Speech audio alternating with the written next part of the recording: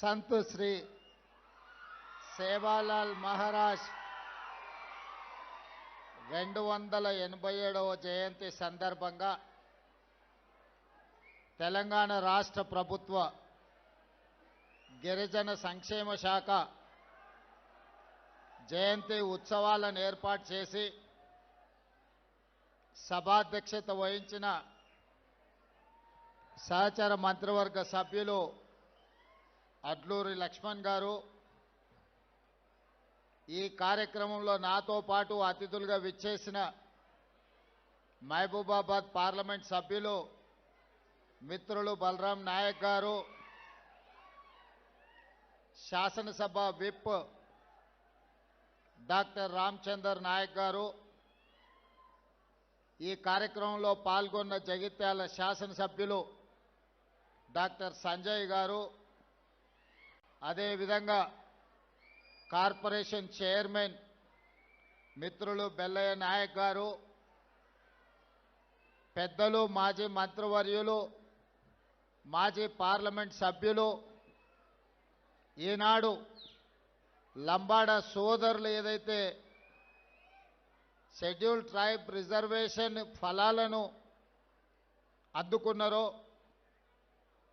1976లో గిరిజనులకు ముఖ్యంగా లంబాడ సోదరులకు ఎస్టీ రిజర్వేషన్లు ఇవ్వాలని తన వంతు ప్రయత్నం చేసిన మాజీ పార్లమెంట్ సభ్యులు రవీంద్ర నాయక్ గారు, అదేవిధంగా ఈ 20 సంవత్సరాలు రాజకీయాలలో నేను కొనసాగుతున్న ప్రతి సందర్భంలో మద్దతుగా నిలబడ్డ మాజీ శాసనమండలి సభ్యులు రాములు నాయక్ గారు, వేదిక మీద ఉన్న పెద్దలు, లంబాడ సామాజిక వర్గం నుంచి ఇక్కడికి విచ్చేసిన రాష్ట్ర కేంద్ర ప్రభుత్వ ఉన్నతాధికారులు, తెలంగాణ భవిష్యత్ పునర్నిర్మాణంలో భాగస్వాములై డాక్టర్లుగా, లాయర్లుగా, ఇంజనీర్లుగా, ఐఏఎస్ ఐపీఎస్లుగా మారి ఈ దేశాన్ని అభివృద్ధి పదం వైపు నడిపించడానికి విచ్చేసిన మా లంబాడ విద్యార్థులందరికీ కూడా సేవాలాల్ మహారాజ్ జయంతి శుభాకాంక్షలు నేను తెలియజేయదలుచుకున్నా. గోరే బాయ్ బైన్ సేన్ రామ్ రామ్. ఈరోజు మానవ జాతి శాంతి మార్గాన నడవాలి, శాంతి ద్వారా, భక్తి ద్వారా ఒక సన్మార్గాన్ని సూచించి చెడు మార్గాన్ని వదిలి సన్మార్గం ద్వారా అభివృద్ధి పదం వైపు నడవాలి అని ఒక స్ఫూర్తిని నింపి ఈరోజు ఈ దేశంలోనే 15 కోట్ల మంది గిరిజనులకు ఆదర్శప్రాయుడిగా డాక్టర్ బాబాసాహెబ్ అంబేద్కర్ రచన ద్వారా ఇచ్చిన రిజర్వేషన్లనే కాదు, ఒక సామాజిక కట్టుబాటును మనందరికీ బోధించిన సంత్ శ్రీ సేవాలాల్ మహారాజ్ యొక్క జయంతి ఉత్సవాలు అధికారికంగా జరపడం తెలంగాణ రాష్ట్ర ప్రభుత్వ బాధ్యత అని చెప్పి నేను భావిస్తున్నా. తెలంగాణ ఉద్యమంలో, తెలంగాణ రాష్ట్ర ఏర్పాటులో, తెలంగాణ రాష్ట్ర పునర్నిర్మాణంలో మా లంబాడ సోదరుల యొక్క పాత్ర ఎవరు తీసివేయలేనిది, ఎవరు మర్చిపోలేనిది. ఉద్యమం సందర్భంగా తెలంగాణ రాష్ట్రం ఆలస్యమైనప్పుడు ఓ సురేష్ నాయక్, ఓ కవితా నాయక్ లాంటి వాళ్ళు ఆత్మ బలిదానాలు చేసుకొని తెలంగాణ రాష్ట్ర సాధనలో ముందు భాగాన నిలబడి ఉస్మానియా కాకతీయ యూనివర్సిటీలలో మా లంబాడ యువకులు ప్రత్యేకమైన పాత్రను పోషించి ఈరోజు తెలంగాణ రాష్ట్రాన్ని సాధించారు. ఈ సాధించిన తెలంగాణ రాష్ట్రంలో దళితులతో పాటు గిరిజనులకు అత్యంత మేలు జరగవలసిన అవసరం ఉన్నది. ప్రభుత్వం రచించే ప్రణాళికలలో అది సంక్షేమం కావచ్చు, అభివృద్ధి కార్యక్రమాలు కావచ్చు, రాష్ట్ర ప్రభుత్వంలో భాగస్వామ్యం కావచ్చు, ఈ వర్గాలకు సముచితమైన స్థానాన్ని కల్పించడమే కాకుండా సముచితమైన గౌరవాన్ని వాళ్ళకి ఇవ్వవలసిన బాధ్యత ఏర్పడిన ప్రభుత్వాలకు ఉంది అని చెప్పి నేను స్పష్టంగా భావిస్తున్నా. అందుకే మిత్రులారా, నేను బాధ్యత చేపట్టిన తర్వాత ఈ సందర్భంగా ఒక్క అంశాన్ని నేను ప్రస్తావించదలుచుకున్నా. 2006 సంవత్సరంలో మొట్టమొదటిసారి జిల్లా పరిషత్ ప్రాదేశిక మెంబర్గా మిడ్జిల్ మండలంలో నేను స్వతంత్ర అభ్యర్థిగా ఎన్నికల బరిలో దిగిన. మిడ్జిల్ మండలంలో అత్యధిక తండాలు ఉన్నాయి, గిరిజన జనాభా ఉంది. ఆనాడు డాక్టర్ వైఎస్ రాజశేఖర రెడ్డి గారి హవా జరుగుతున్నప్పుడు కూడా తండాలలో ఉండే యువకులు ఆ రోజు అండగా నిలబడి ప్రతి తండాకు నన్ను తీసుకెళ్లి పరిచయం చేసి మిడ్జిల్ మండలంలో మొట్టమొదటిసారి రాజకీయంగా జడ్పీటీసీగా నన్ను గెలిపించిన దాంట్లో గిరిజన సోదరులు, ముఖ్యంగా లంబాడ యువమిత్రులు అత్యంత క్రియాశీలక పాత్ర పోషించింది. 2006 సంవత్సరంలో సరిగ్గా 20 సంవత్సరాల క్రితం 2006 జూన్ జూలై అనుకుంటా ఆ మాసంలో మొట్టమొదటిసారి నేను ప్రజాప్రతినిధిగా ఎన్నికైనా. ఇది 2026 సంవత్సరం. 4 నెలల్లో నేను 20 సంవత్సరాలు ప్రజా జీవితాన్ని పూర్తి చేసుకోబోతున్నా. ఈ 20 సంవత్సరాల రాజకీయ ప్రస్థానంలో జడ్పీటీసీగా కావచ్చు, శాసన మండలి సభ్యుడిగా కావచ్చు, 2 సార్లు శాసనసభ్యుడిగా కావచ్చు, ఒకసారి పార్లమెంట్ సభ్యుడిగా కావచ్చు, కాంగ్రెస్ పార్టీ అధ్యక్షుడిగా, ఈనాడు తెలంగాణ రాష్ట్ర ముఖ్యమంత్రిగా ఈ 20 సంవత్సరాల సుదీర్ఘమైన రాజకీయ ప్రయాణంలో ప్రతి సందర్భంలో లంబాడ సోదరులు నాకు అండగా నిలబడ్డరు. ఈనాడు వివిధ వర్గాలతో పాటు లంబాడ సోదరులు అండగా నిలబడ్డారు కాబట్టి అది మిడ్జిల్ మండలమైనా, మహబూబ్ నగర్ జిల్లా స్థానిక సంస్థల ఎమ్మెల్సీగా అయినా, కొడంగల్ శాసనసభలో కొడంగల్లో ఎమ్మెల్యేగా అయినా గిరిజనులు, ముఖ్యంగా లంబాడ సోదరులు పూర్తి స్థాయిలో అండగా నిలబడ్డరు. ఈరోజు ఈ హోదాకు రావడంలో మీ వంతు సహాయము, మీ వంతు అండదండలు ఉన్నాయి. అందుకే ఈనాడు ఈ వేదిక మీద నుంచి మా మిత్రులు అడ్లూరు లక్ష్మణ్ గారికి నేను ఆదేశాలు ఇస్తున్నా. అదేవిధంగా స్పెషల్ చీఫ్ సెక్రటరీ సబ్యసాచ్ ఘోష్ గారికి నేను ఆదేశాలు ఇస్తున్నా. తెలంగాణ రాష్ట్రంలో ఉన్న అన్ని తండాలకు బీటీ రోడ్లు వెయ్యాలి అని నేను ఆదేశాలు ఇస్తున్నా. ఈనాడు మా లంబాడ యువకులు చైతన్యంతో వివిధ జిల్లాలు, వివిధ రాష్ట్రాలకు వెళ్ళి వ్యాపారాల రూపంలో ఆర్థికంగా ఎదిగినరు. తండాలో ఉన్నవాళ్ళు సైకిల్ మోటార్లు కొనుక్కున్నారు, బయటకు వచ్చిన వాళ్ళు కార్లు కొనుక్కున్నారు. సొంత ఊరికి వెళ్ళాలి అని అంటే వాళ్ళ తండాకి వెళ్ళాలి, తండలో ఉండే వాళ్ళ దాయాదులను కలవాలి అని అంటే వాళ్ళు కొనుక్కున్న సైకిల్ మోటార్ అయినా కార్ అయినా ఆ తండాలకు వెళ్ళలేని పరిస్థితి. వాళ్ళు బయట ఎంత గొప్పగా రాణించినా సొంత ఊరికెళ్ళి సొంత వాళ్ళని కలవాలనుకున్నప్పుడు రహదారులు లేని పరిస్థితి ఈరోజు మన రాష్ట్రంలో ఉంది. అందుకే స్పష్టమైన ప్రణాళికతోని నేను చీఫ్ సెక్రటరీ గారికి ఇన్స్ట్రక్షన్స్ ఇస్తున్నా. ప్రతి తండాలో పాఠశాల ఉండాలి, పాఠశాల భవనానికి మీరు ఏర్పాట్లు చేయండి. దాదాపుగా కొన్ని వేల గ్రామ పంచాయతీలను గత ప్రభుత్వం చేసినా అన్నది, కానీ ఏ గ్రామ పంచాయతీలో గ్రామ పంచాయతీ భవనం లేదు. గ్రామ పంచాయతీ భవనం లేకుండా గ్రామ పంచాయతీ సర్పంచ్ ఎవరైనా గిరిజన సోదరుడే అవుతాడు. అది గూడాలు కావచ్చు, తండాలు కావచ్చు. గ్రామ పంచాయతీ లేకుండా ఏ విధంగా వాళ్ళు పరిపాలనను ముందుకు తీసుకెళ్తారు. అందుకే గిరిజన గ్రామ పంచాయతీలో రాష్ట్రంలో ఎన్నుంటే అన్ని గ్రామ పంచాయతీ భవనాలు నిర్మించడానికి మీరు ప్రణాళికలు సిద్ధం చేయండి. అదేవిధంగా ఈ గూడాలకు ఈ తండాలకు కనీసం ఒక్కటైనా బీటీ రోడ్డు ఉండాలి. మీకు ఎవరైనా బంధువులు వచ్చినా మీ పిల్లలకి ఎవరైనా పిల్లని ఇవ్వాల్సి వస్తే పిల్లగాన్ని చూడడానికి రావాలంటే ఊరికి రావడానికి దారి లేకపోతే ఇక పిల్లని ఎవరిస్తారా మీకు?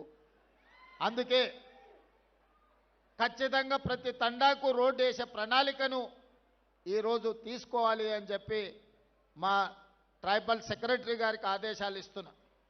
ఇదే కాదు, తాగడానికి మంచినీళ్ళు, అవసరమైన నీళ్ళ ట్యాంకులు, మిషన్ భగీరథ మీద వేల కోట్లు ఖర్చు పెట్టిన ఆదిలాబాద్ ప్రాంతంలో నేను పర్యటన చేసినప్పుడు చాలా తండాలకు గూడాలకు తాగునీరు ఈ రోజుకు రావడం లేదు. కొన్ని ప్రాంతాలలో కరెంటు కూడా లేదు. ఎందుకంటే ఫారెస్ట్ వాళ్ళు మీకు కరెంటు పోల్స్ వేసి మీ గూడాలకు తండాలకు కరెంటు ఇవ్వనివ్వడం లేదు ఫారెస్ట్ రూల్స్ ప్రకారం.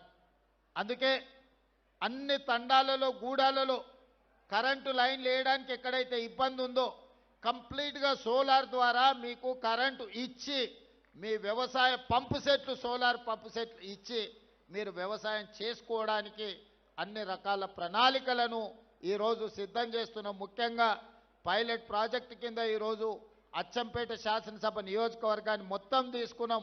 40,000 వ్యవసాయ పంపు సెట్లు ఈరోజు సోలార్ పంపు సెట్లు అక్కడ ఉండే రైతాంగానికి ఇవ్వదలుచుకున్నాం. ప్రధానంగా అందులో గిరిజనులకే అత్యధికంగా ఉపయోగం ఉన్నది. అందుకే ఈనాడు మీ సంక్షేమం కోసం, మీ అభివృద్ధి కోసం, మీ భవిష్యత్ ప్రణాళికల కోసం ఈ రాష్ట్ర ప్రభుత్వం పనిచేస్తున్నది. ఇదే కాదు, ఈరోజు మీరు ఆలోచన చెయ్యండి. ఆనాడు తెలంగాణ రాష్ట్రం వచ్చిన తర్వాత 10 సంవత్సరాలు పేదలకు రేషన్ కార్డు ఇవ్వడానికి కూడా ఆ ప్రభుత్వానికి చేతులు రాలే. కానీ నేను బాధ్యత చేపట్టిన తర్వాత పేదవాడి గుర్తింపు, పేదవాడి గౌరవం, పేదవాడి సంక్షేమమే రేషన్ కార్డు. ఆ గుర్తింపు, గౌరవం, సంక్షేమం ఇవ్వాల్సింది ప్రాథమిక బాధ్యత రాష్ట్ర ప్రభుత్వానిదే.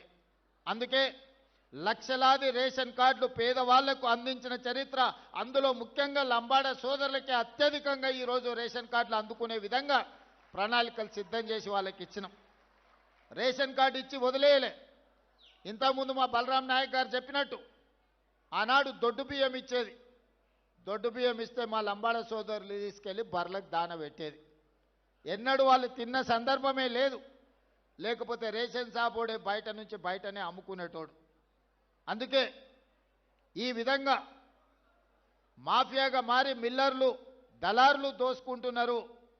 పేదవాడు ఆత్మ గౌరవంతో బతకాలి అని అంటే సన్న బియ్యం ఇవ్వాలి అని ఈరోజు తెలంగాణ రాష్ట్రంలో 3,17,00,000 మంది పేదలకు సన్న బియ్యం ప్రతి మనిషికి 6 కిలోల బియ్యం ఇస్తున్నాము. ఈరోజు పెద్దలు తినడమే కాకుండా వాళ్ళ సంటి పిల్లలకు కూడా ఈ సన్న బియ్యం వండి ఈరోజు ఆ పిల్లలకు భోజనం పెడుతున్నారు. నేను ఒక గిరిజనుడి ఇంటికి భద్రాచలంలో వెళ్ళి స్వయంగా బియ్యంతో వండితే ఎట్లా ఉంటుందో ఆ గిరిజనుల ఇంట్లో కూర్చొని నేను భోజనం చేసి వచ్చిన. ఎందుకంటే మనం ఇస్తున్న బియ్యం సరైన విధంగా ఉన్నాయా లేవా అని. ఈడ ఇంతమంది మా గిరిజన సోదరులు ఉన్నారు. 90% మీకు అందరికీ సన్న బియ్యం వస్తున్నాయని నేను భావిస్తున్నా. ఈరోజు అందరూ సన్న బియ్యం తింటున్నారు. దీనివల్ల 2 ప్రయోజనాలు. రాష్ట్ర ప్రభుత్వం మీకు సన్న బియ్యం ఇవ్వడం వల్ల సన్న బియ్యం రావడమే కాదు, అంతకుముందు సన్న బియ్యం 60 రూపాయలు కేజీ ఉండే మార్కెట్లో, ఇవాళ 45 రూపాయలకు తగ్గింది. ఎవరైనా కొనుక్కోవాలన్నా కూడా ధర తగ్గి ఈరోజు పేదలకు సన్న బియ్యం కూడా అందుబాటులోకి వచ్చినాయి. ఇదే కాదు, వ్యవసాయ భూములు ఉన్న వాళ్ళకు ఉచిత కరెంటు ఇచ్చినాం. నేను పాదయాత్రకు పోయినప్పుడు పేదలు మా దగ్గరకు వచ్చారు.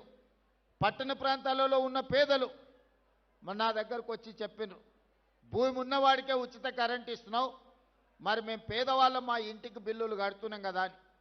అందుకే ఈనాడు పేదవాడికి కూడా 200 యూనిట్లు ఉచిత కరెంటు ఇవ్వాలి అని ఈరోజు రాష్ట్ర ప్రభుత్వం తీసుకొని 2 సంవత్సరాల నుంచి అమలు చేస్తే 51 లక్షల పేదల కుటుంబాలు ఈరోజు 200 యూనిట్ల ఉచిత విద్యుత్తును ఈరోజు వాడుకుంటున్నాయి. ఇక్కడున్న చాలామంది గిరిజన కుటుంబాలు, లంబాడ కుటుంబాలు, దళిత కుటుంబాలు ఈరోజు 200 యూనిట్ల ఉచిత విద్యుత్తును గ్రామాలలోనే కాదు పట్టణాలలో కూడా ఇవాళ మీ కరెంటు బిల్లులు మిగులుతున్నాయి.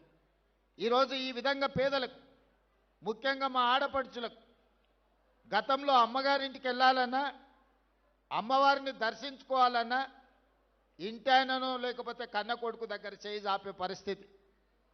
వాళ్ళు దసరా పండుగకు అడిగితే ఉగాదికి వదిలే ఏం తొందర ఉంది, ఏం మునిగిపోతుంది అని అంటే బాధపడేటోళ్ళు.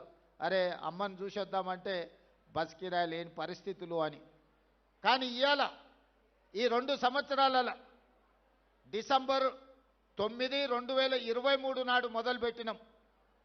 2 సంవత్సరాల 2 నెలలు పూర్తయింది.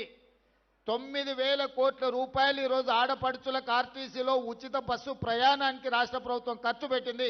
ఇక్కడ ఉన్న మా ఆడపడుచులందరూ, మీరు ఉద్యోగులు కావచ్చు, విద్యార్థులు కావచ్చు, లేదా సామాన్యమైన మహిళా గృహిణులు కావచ్చు, ఎక్కడైనా ఎప్పుడైనా ఎవరైనా ₹1 బస్ కిరాయి మిమ్మల్ని అడిగినరా?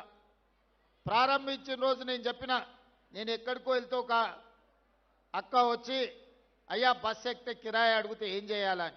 ఏం లేదమ్మా, నా ఫోటో జేబులో పెట్టుకో, సూపి మా తమ్ముడు పట్నంలో ఉంటాడు, కిరాయి పైసలు ఆయన ఇస్తాడు తెచ్చుకోపో అని.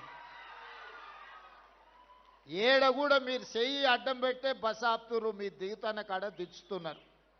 ఇవాళ కొన్ని కోట్లాది ప్రయాణాలు మా ఆడపడుచులు ఈరోజు ఉచితంగా బస్సు ప్రయాణం చేస్తున్నారు. ఇదేగా స్వయం సహాయక సంఘాలతోటి ఈరోజు మీరు బస్సులో ఉచిత ప్రయాణమే కాదు, ఈ సంఘాలకు 1000 బస్సులు ఇచ్చి మీరే ఆర్టీసీకి బస్సులను పెట్టేటట్టు ఆర్టీసీ యజమానులను ఆడపడుచులను చేసినాము. సహాయక సంఘాలలో ఉన్న మహిళలకు ఈరోజు ఉపయోగమైంది. సోలార్ బిజినెస్ అంటే, సోలార్ విద్యుత్ ఉత్పత్తి అంటే ఒకప్పుడు అదానీ అంబానీల గురించి చర్చించేది. ఈరోజు తెలంగాణలో ఉన్న ఆడపడుచులకు 1000 మెగావాట్ల సోలార్ విద్యుత్ ఉత్పత్తి చేసే వ్యాపారాన్ని ఈరోజు ఆడపడుచులకు అందించినాం. అందులో గిరిజనులకు ప్రధానంగా ప్రయోజనం జరిగింది. ఇదే కాదు, హైటెక్ సిటీ అంటే ఇన్ఫోసిసో, మైక్రోసాఫ్టో, విప్రోనో, ఇంకో పెద్ద పెద్ద సాఫ్ట్వేర్ కంపెనీలు అనుకున్నారు. కానీ ఆ పక్కనే 3.5 ఎకరాలు 1000 కోట్ల రూపాయల విలువైన భూమి ఈరోజు మహిళా సంఘాలకిచ్చి ఇందిరా మహిళా శక్తి బజార్ అని చెప్పి ఈరోజు పెద్ద పెద్ద సంస్థలు అక్కడికి వచ్చి వాళ్ళు ఉత్పత్తి చేసే వస్తువులను కొనుక్కోవడానికి ఈరోజు మహిళలకు అందుబాటులోకి తీసుకొచ్చినాం. ఒకటొకటిగా పరిష్కరించుకుంటూ వస్తున్నాం. హాస్టళ్లలో ఆనాడు భోజనం ఏ విధంగా ఉండే, ఈరోజు 40% ఈరోజు మీకు ఛార్జెస్, మెస్ ఛార్జెస్ పెంచి కాస్మెటిక్ ఛార్జెస్ ఆనాడు ఎప్పుడు ఇచ్చేదో కూడా తెలీదు. ఇప్పుడు గ్రీన్ ఛానల్ చేసి 200% కాస్మెటిక్ ఛార్జెస్ 21 సంవత్సరాల తర్వాత ఈ ప్రభుత్వంలో పెంచి మా ఆడపడుచుల కాస్మెటిక్ ఛార్జెస్, మా పిల్లలకు చదువుకునే వాళ్లకు ఇంటి దగ్గర అమ్మనో నాయననో అడగాల్సిన పని లేదు. సబ్బు కోసమో చిన్న చిన్న పౌడర్ కోసమో కూడా తల్లిదండ్రుల మీద ఆధారపడే పరిస్థితి ఉండే. అందుకే 200% కాస్మెటిక్ ఛార్జెస్ పెంచి ఈరోజు ఆడపిల్లల యొక్క ఆత్మ గౌరవాన్ని నిలబెట్టడానికి మన ప్రభుత్వం ప్రయత్నం చేస్తున్నది. ఇదే కాదు, చదువుకున్న పిల్లలు 2011లో గ్రూప్ 1 పరీక్షలు నిర్వహిస్తే 2024 వరకు 15 సంవత్సరాలు మళ్ళీ పరీక్షలు పెట్టలే. మనం వచ్చిన తర్వాతనే గ్రూప్ 1 నోటిఫికేషన్ ఇచ్చి, ఇప్పుడే మా రాములు నాయక్ చెప్తున్న మా మేనకోడలు డిఎస్పీ అయిందని. ఈరోజు 563 మంది గ్రూప్ 1 ఉద్యోగస్తులను పరీక్షలు నిర్వహించి ఫలితాలు ఇస్తే, ఈ పేదలకు ఉద్యోగాలు వస్తే ప్రశ్నించే గొంతు వస్తుందని దాని మీద అక్రమ కేసులు వేసి హైకోర్టులో అడ్డమైన ఆర్డర్లు తెస్తే బలమైన వాదనలు వినిపించి డివిజన్ కోర్టులో, డివిజన్ బెంచ్లో ఈరోజు పేదలకు అనుకూలమైన తీర్పు వచ్చింది.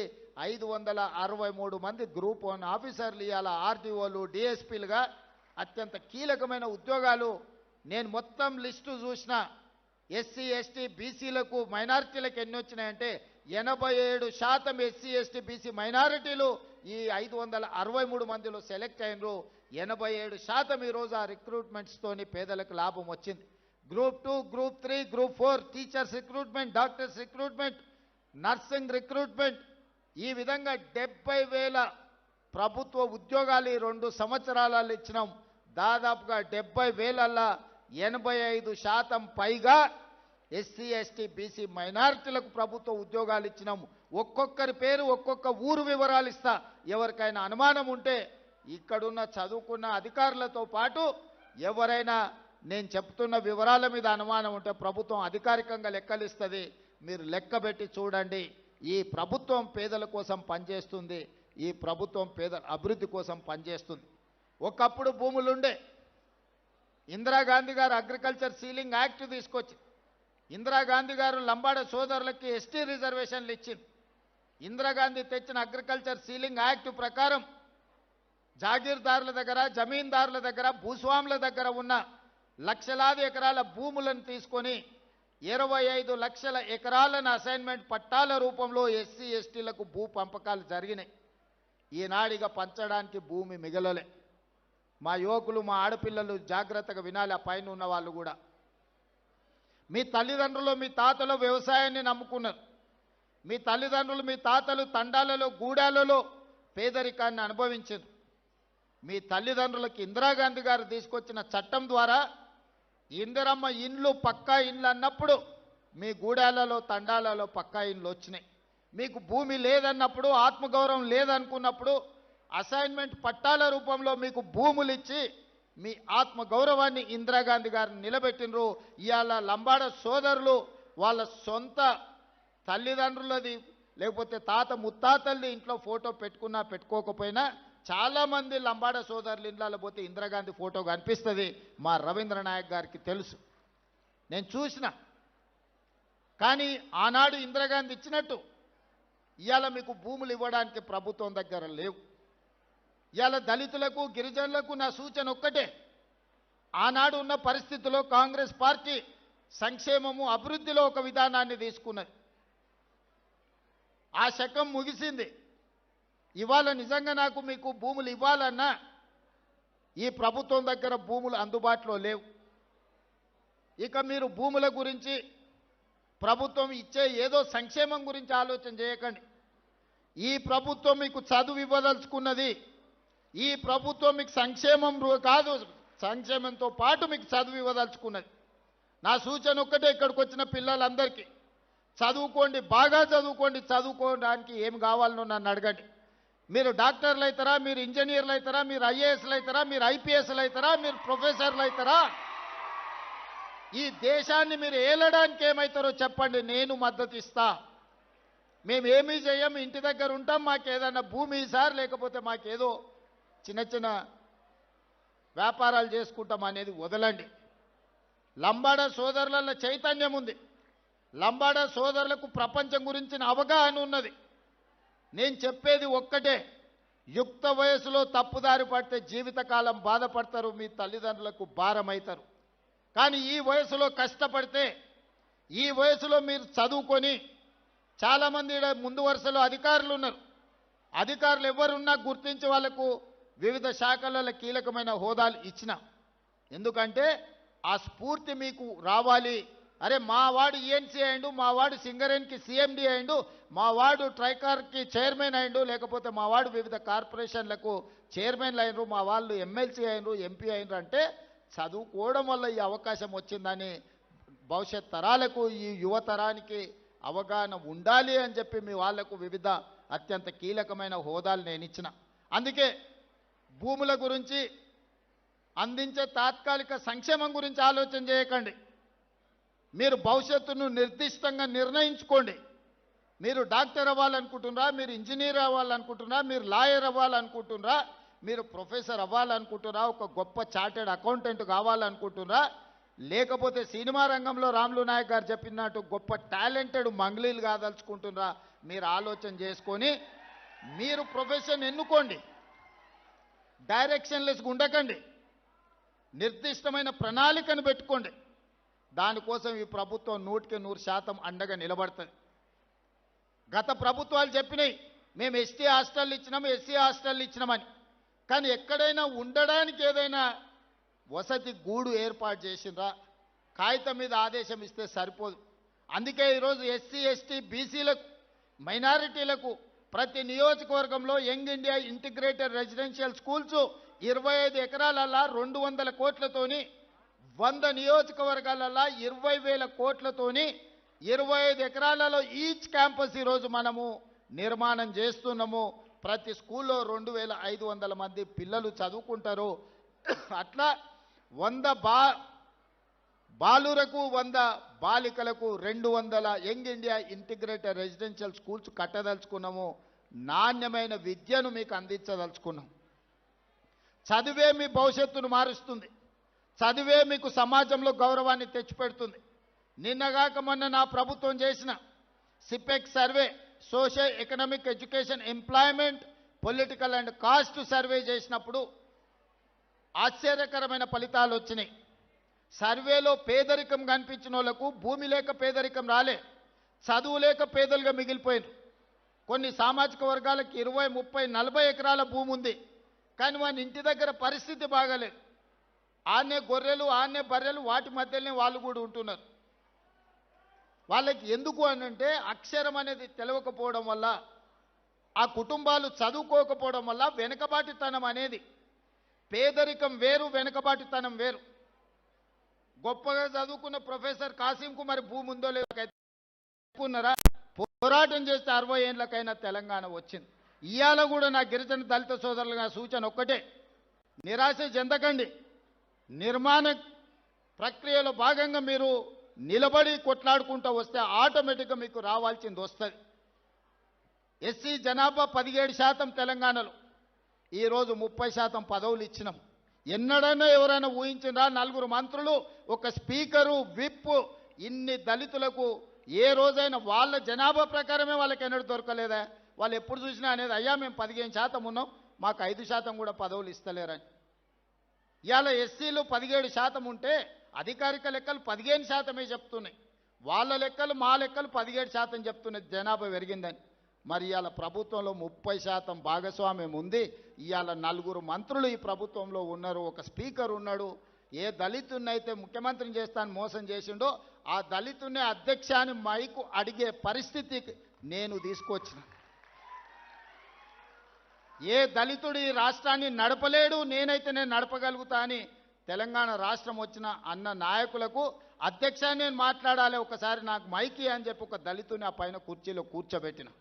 ఇది ప్రజాస్వామ్యం యొక్క గొప్పతనం. డాక్టర్ బాబాసాహెబ్ అంబేద్కర్ మనకి ఇచ్చిన ఒక ఆయుధం.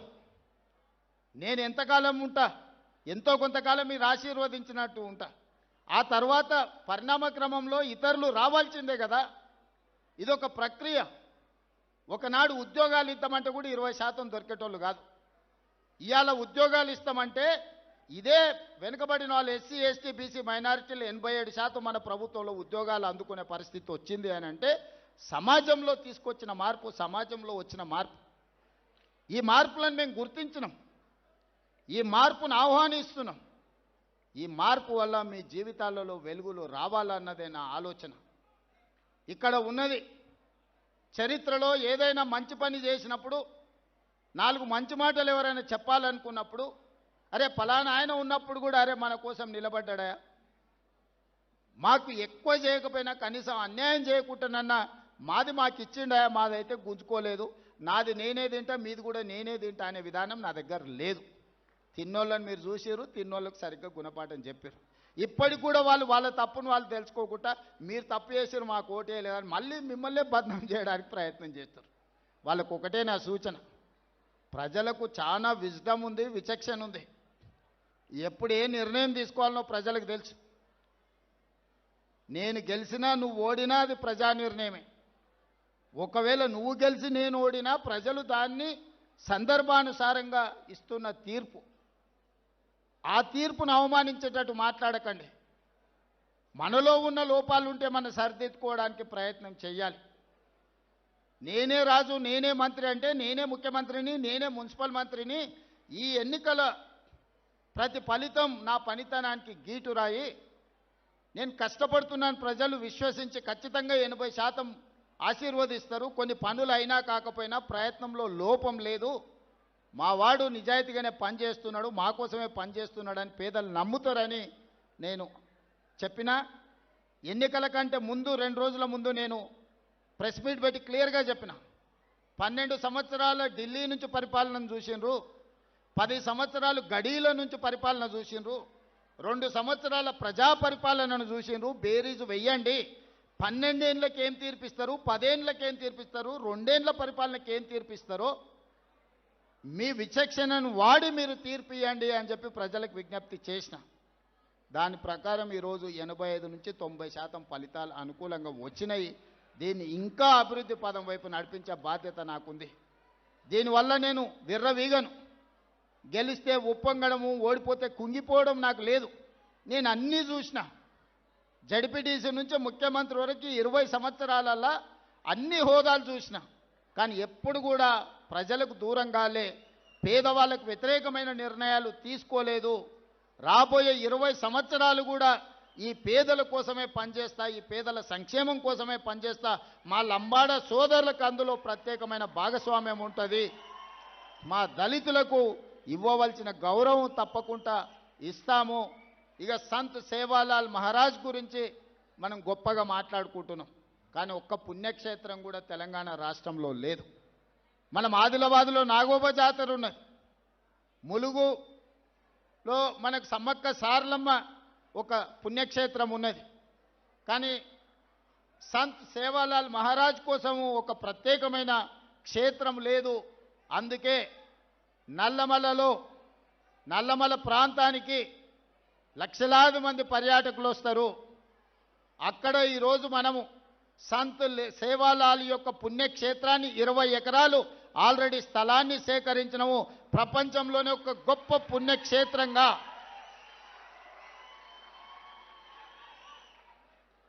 బ్రహ్మాండమైన పుణ్యక్షేత్రంగా వచ్చే సంవత్సరం ఈ తారీఖు నాటికి అక్కడే ప్రారంభించుకుంటాం, అక్కడే కార్యక్రమం చేసుకుంటాం. అచ్చంపేట నేను పుట్టి పెరిగిన ప్రాంతం. ఆ ఏరియాలో గిరిజనులకు ప్రత్యేకమైన స్థానం ఉన్నది.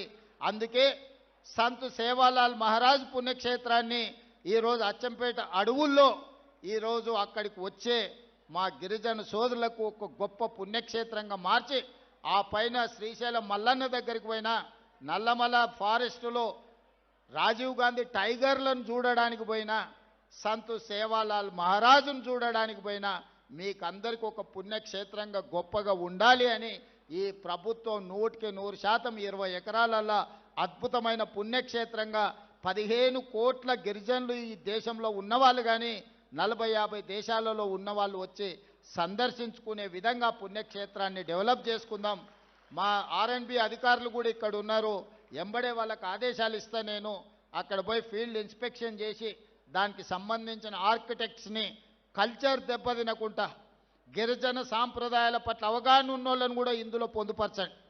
కొన్నిసార్లు మనం ఆర్కిటెక్ట్ని పెడితే వాడికి ఉన్న అవగాహనతో వాడు చేస్తాడు, చివరికి వస్తే గిరిజనుల సాంప్రదాయం దెబ్బతిన్నది, మా సాంప్రదాయం ఈ కళారూపాలలో లేదు అని కొన్నిసార్లు మనకు అపవాదు వచ్చే ప్రమాదం ఉన్నది. అందుకే మీ శాఖలో ఉన్న అధికారులు అందులో బాగా విశ్లేషణ చేయగలిగిన వాళ్ళు గిరిజన సాంప్రదాయాన్ని అక్కడ రిఫ్లెక్ట్ చేసే విధంగా ఆ ప్రణాళికలు సిద్ధం చేయండి. 27 ఫిబ్రవరి 15 తారీఖు నాడు సంత్ సేవాలాల్ మహారాజ్ 288వ జన్మదినోత్సవం అక్కడే జరుపుకుందాం. లక్షలాది మంది గిరిజనులను ఆ రోజు అక్కడికి పిలుద్దాం. దానికి సంపూర్ణంగా నేను సహకారం అందిస్తా. దేశంలో ఎక్కడి నుంచైనా గిరిజన సోదరులు సేవాలాల్ మహారాజును దర్శించుకోవాలంటే మా అచ్చంపేటకు రావాల్సిందే. నేను పుట్టి పెరిగిన ప్రాంతంలో ఒక గొప్ప పర్యాటక క్షేత్రంగా సంత్ సేవాలాల్ మహారాజు యొక్క పుణ్యక్షేత్రాన్ని నిర్మించాలనుకుంటున్నాం. వేదిక మీద ఉన్న ప్రజాప్రతినిధులే కాదు, ఇక్కడ ఉన్న అధికారులకు కూడా నా విజ్ఞప్తి, మీరు దాన్ని ఒక జాగ్రత్తగా భక్తి శ్రద్ధలతోనే అది నిర్మించుకునే విధంగా పని చేయాల్సిందిగా వచ్చే సంవత్సరం అక్కడనే ఉత్సవాలను జరుపుకుందామని మీకు అందరికీ తెలియజేస్తూ ఇంత అద్భుతమైన కార్యక్రమాన్ని ఏర్పాటు చేసి ఇక్కడికి విచ్చేసిన సోదరులందరికీ మనస్ఫూర్తిగా ధన్యవాదాలు, కృతజ్ఞతలు తెలియజేస్తూ మీ దగ్గర సెలవు తీసుకుంటున్నా. జై సేవాలాల్. కొంచెం గట్టిగా జై సేవాలాల్. ధన్యవాదాలు మిత్రులారా. గౌరవ మంత్రివర్యులు ఆనరబుల్ సీఎం గారికి ఇప్పుడు సంప్రదాయబద్ధంగా ఆత్మీయంగా కానుకనందు చేస్తారు.